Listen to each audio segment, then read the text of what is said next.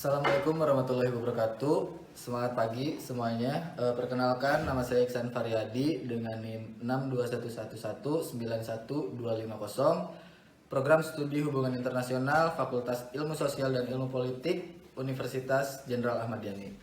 Saya berharap presentasi saya kali ini dapat memberikan informasi sedikitnya tentang sejarah UNICEF dan masuknya UNICEF ke Indonesia. UNICEF adalah singkatan dari United Nations Children Fund atau Dana Anak Perserikatan Bangsa-Bangsa. Jumlah anak yang kehidupannya telah dibantu oleh UNICEF adalah jumlah yang terbanyak dibandingkan oleh organisasi lainnya. UNICEF dibentuk pada tanggal 11 Desember tahun 1946 untuk membantu anak-anak di wilayah Eropa, Tiongkok, dan Timur Tengah yang terporak-poranda akibat perang. Ketika itu, singkatan UNICEF adalah United Nations International Children's Emergency Fund atau Dana Darurat Anak Internasional Perserikatan Bangsa-Bangsa.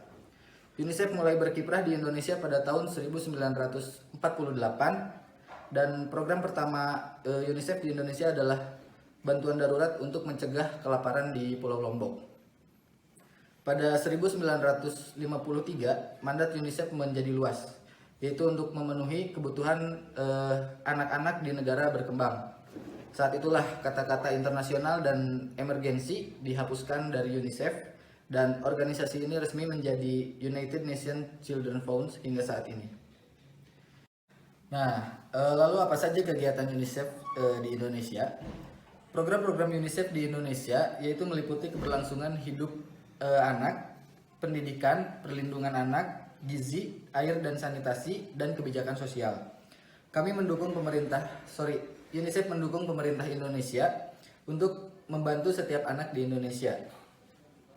Kerjasama UNICEF dengan pemerintah Indonesia diatur dalam rencana aksi program kerja.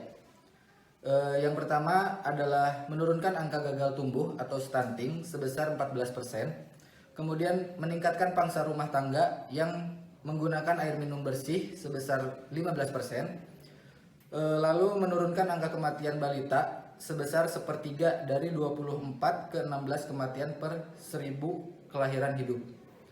Mencapai cukupan imunisasi lengkap sebesar 90% untuk kelompok anak usia 12-23 bulan. Kemudian meningkatkan tingkat partisipasi pendidikan anak usia dini dari 63% ke 72%. Dan mengadopsi inovasi untuk peningkatan akses dan pembelajaran bagi anak-anak.